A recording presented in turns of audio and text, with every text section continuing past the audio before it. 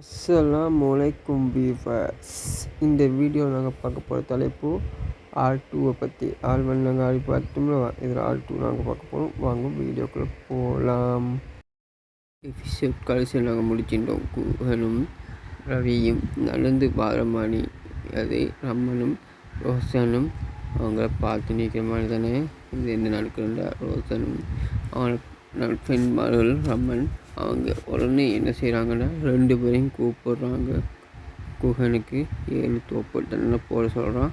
அவனும் அதை போட்டு நிற்கிறாங்க. இங்கால ரவி ஆடுகளை ஃபுல்லாக ஒழிக்க சொல்கிறாங்க. அம்மனங்கட்டையை ஆக்கி விடுறாங்க. அவன் வேணாமல் கெஞ்ச அவங்கள வற்புறுத்தி கழட்டுறாங்க. அப்போ அவன் கழுத்தில் போட்டின செயினை எல்லோரும் பார்க்குறாங்க. அது குறிப்பாக ரோஷன் பார்க்குறான். ரோஹன் டக்குன்னு அவன் கையில் எல்லா ஆடைகளையும் கொடுத்து போட சொல்கிறான். இன்னொரு பக்கம் நம்மளோட குஹனும் குமாரும் அதை பார்த்துட்டு டக்குன்னு அவன் சேட்டை கழட்டி ஓடி வரான். ஓடி வந்து ரவி போத்தி விடுறான். என்னென்று பார்த்தா அவனும் அந்த செயினை பார்த்துட்டான். சீனியரை எதிர்க்க ரெடி ஆகிட்டான். ஆடையெல்லாம் வாங்கிட்டு உடனே என்ன செய்கிறான், அவன் ரூமுக்குள்ளே ஓடுறான். ஆண்டா நம்ம ரோஷன் அந்த ரோஹன் செயினை பார்த்துட்டு இருக்கிறான்.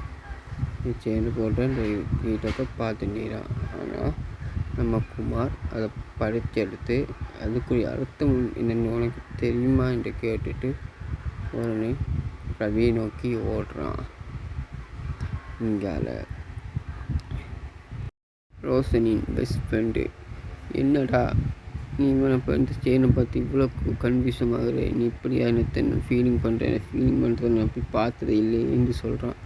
அப்போ அந்த ரோஹன் சொல்கிறான், இல்லைடா அவன் எனக்கு சின்ன வயசு ஃப்ரெண்டுன்னு தெரியாமல் அவன் உடம்புல துணியில் ஊக்க சொல்லிட்டேன், அதான் ஃபீலிங்காக இருக்குது என்று சொல்கிறான்.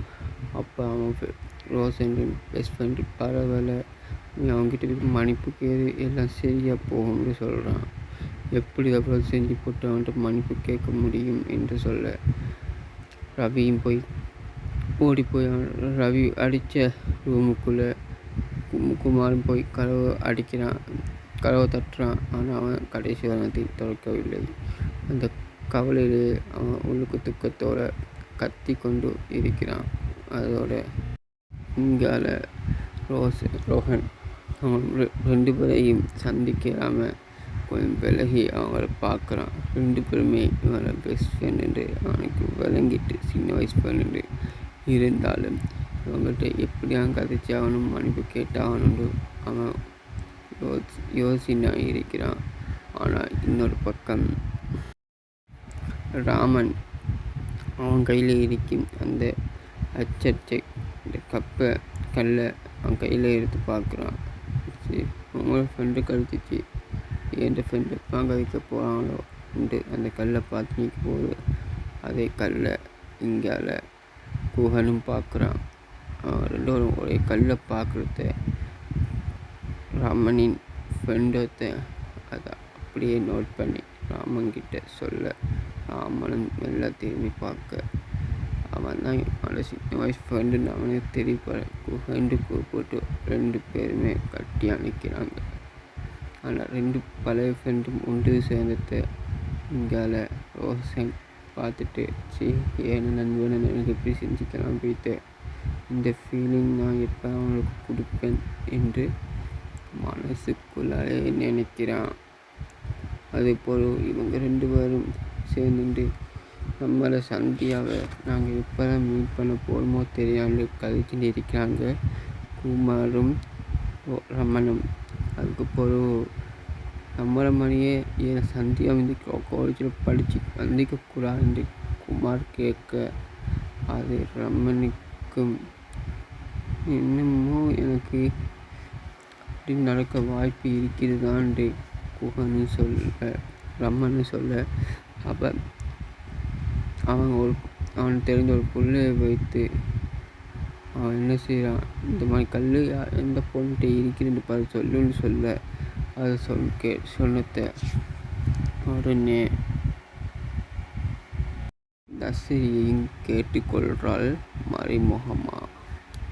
அவள் கேட்டுக்கொண்டு அது மாதிரி 3 பேரோட கல்லை கஷ்டப்பட்டு தேடி எடுத்து அவள் கொம்பாஸ் பெட்டிக்குள்ளே வைக்க அதை அந்த தோழி பார்த்துவிட்டு அவங்கிட்ட சொல்ல, அவன் இவள் தான் சின்ன வயசு ஃப்ரெண்டு தப்பாக நினைக்கிறான். ரோசன் குகனை வெளுக்கி வைக்கிறதுக்குண்டே இதை பார்க்குறாள். நீ கொஞ்சம் தள்ளி போகிற அங்கே 2 லவர்ஸ் கழிச்சு போட்டு வாரோண்டு செய்கிறாங்க. இன்னொரு பக்கம் நம்ம தாசன் அவனை சின்ன வயசு ஃப்ரெண்டுன்னு வச்சுட்டு அவர் செய்கிற ஒவ்வொரு விஷயத்தையும் பொறுத்து கொண்டு நம்ம குகனும் தாசனும் பொறுத்து கொண்டு இருக்கிறாங்க. அவர் செய்கிற ஒவ்வொரு விஷயங்களையும். இது ஒரு கிழமையாக போகுது. அப்படியே இந்த ஒரு கிழமை போயுமே நம்ம ரவி இன்னமும் பழைய நிலைமைக்கு வந்துக்கல்ல. அவனை கட்டிய இருந்ததை நினைத்து அவன் கவலையாக தான் இருக்கிறான்.